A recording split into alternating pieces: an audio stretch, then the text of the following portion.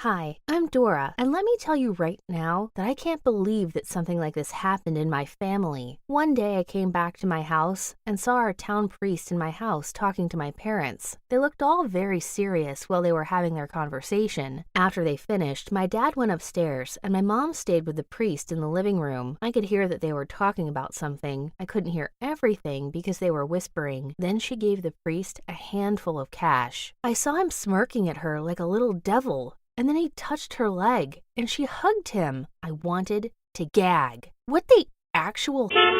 I eventually gave up on the eardropping and went to my room. That night, I couldn't sleep at all. I woke up the next day, unable to get my mind off what I saw. So I lied and told my mom that I was going to school, but I skipped school, and I headed to the local church. I saw the priest wandering around in the church, and after a while, he entered the confession room. I followed him, and I entered the room across from him. I began by telling him, "Bless me, Father, for I have sinned. It has been a while since my last confession." To which he replied, "Go on, my daughter." I then told him that last night I saw my mom sinning with a man other than my father, and that I was planning to hurt that person really badly. The priest seemed quiet for a moment, but then he told me that sometimes our loved ones make mistakes and that we shouldn't take matters into our own hands. But then I interrupted him and screamed, "Consider this a warning, you jerk!" I stormed out of the room in a hurry.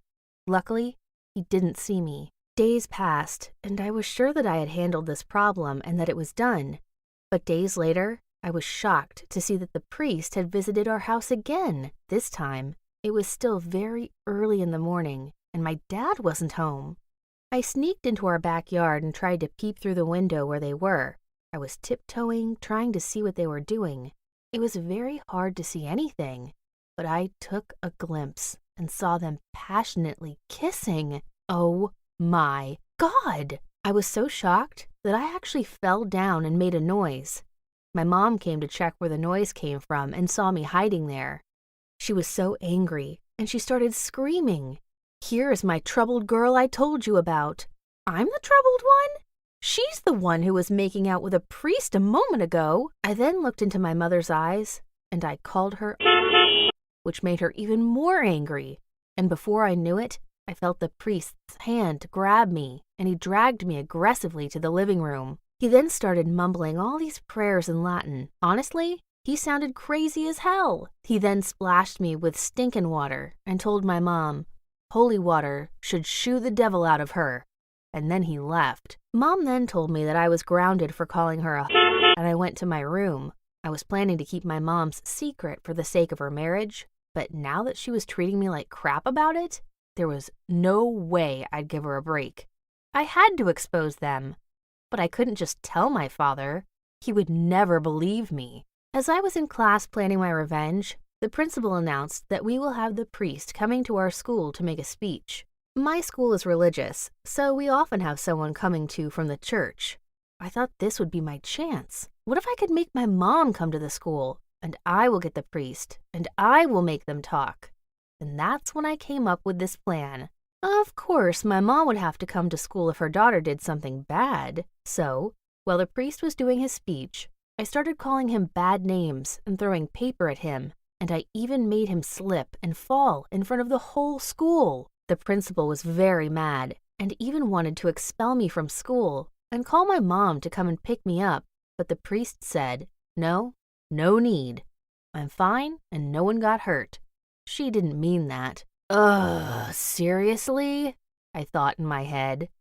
The principal agreed and let me off with only a detention for a week. I got back home from school, and my mom said that tomorrow we will go to the church because it is my parents' anniversary. Ugh, not again?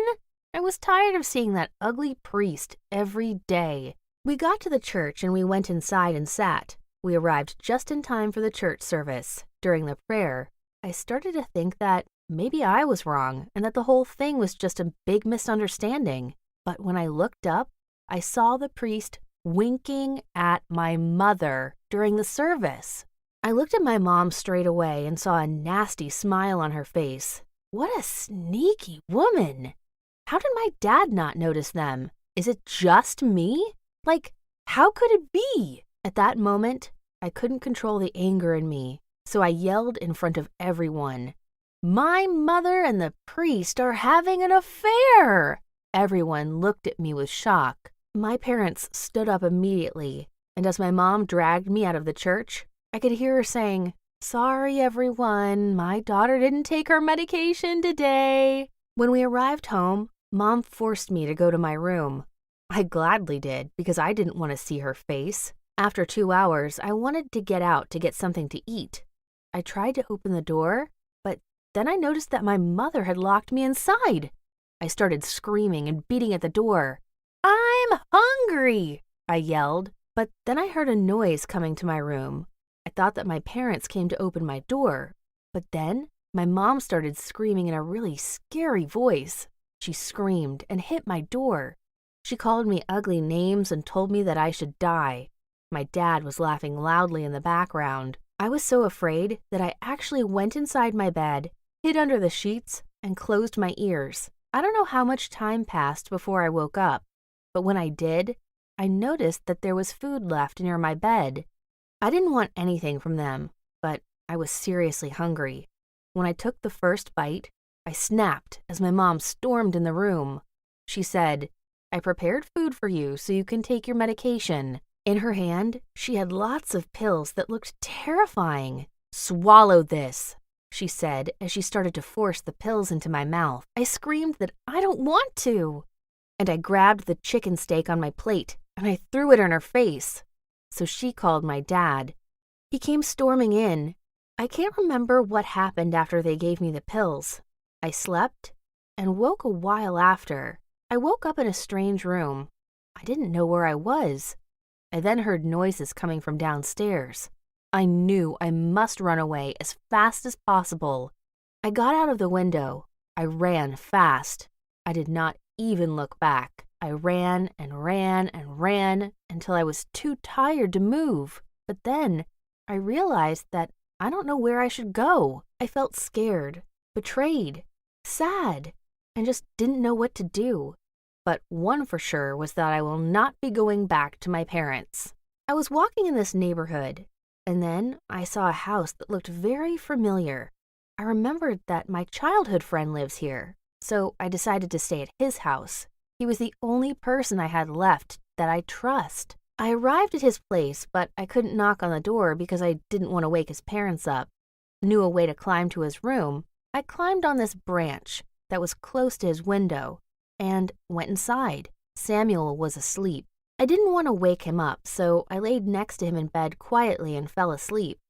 The next morning, I woke up to Samuel screaming hysterically. "Who are you? What are you doing in my house?" I said, It's me, Samuel, relax. You'll wake your parents up." But he didn't relax, and he started calling his parents nonstop. I was confused, thought he was my friend. I didn't want to get in trouble with his parents, so I jumped out of the window and ran away. I was so upset at this point. I felt like no one wanted me around anymore. But then, I started thinking about how my problem had started, and I started making the connection. It was the priest's fault. He knew everyone in town, and they all respected him.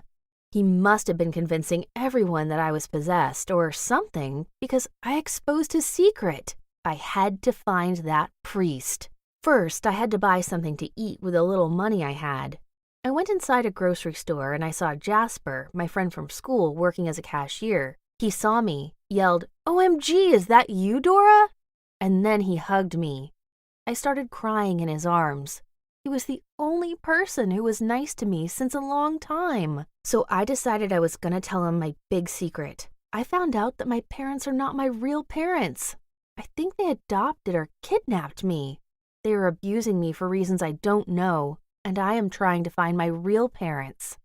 Jasper seemed shocked. He gave me food and told me to wait for him 1 hour until his shift is over. He promised me that he will help. I waited for an hour and a half, but Jasper never showed up. I thought he bailed on me. When I was about to leave, I felt a hand grab me, and then Jasper said, "Let's go." I told Jasper that if anyone knew where my real parents were, it would be the priest. I don't know why I thought that, but I had a strong feeling about it. We got on the train and he sat next to me, and he hugged me the whole time. I cried as I told him about all the bad things that were happening to me lately. He dried my tears and said that he is here for me and that I shouldn't worry.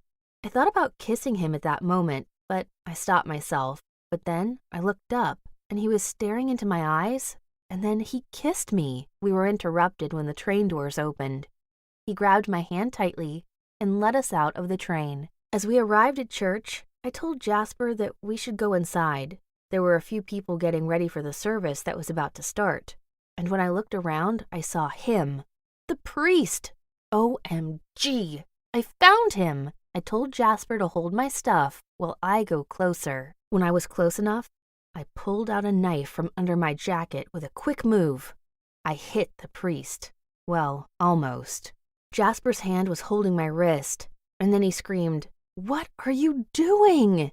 Everything around me after that seemed blurry, and then I passed out. I woke up next to find myself in the hospital tied up. My parents came in and sat beside me. They started explaining to me that I was suffering from a disorder called schizophrenia and that I was hallucinating and imagining stuff the whole time because I wasn't taking my medication. They said that everything I told Jasper about them not being my real parents, abusing me, and the evil priest were just thoughts I created in my head, and none of it was true. After hearing this, I started sobbing. Both of them hugged me while I cried and apologized for what happened. Shortly after, they left the room and told me to get some sleep and rest. I asked if they could untie me before they leave, and they happily did that for me. Of course, I was not a fool. Their people were professional liars. I just wanted to give myself some time before I planned my next escape.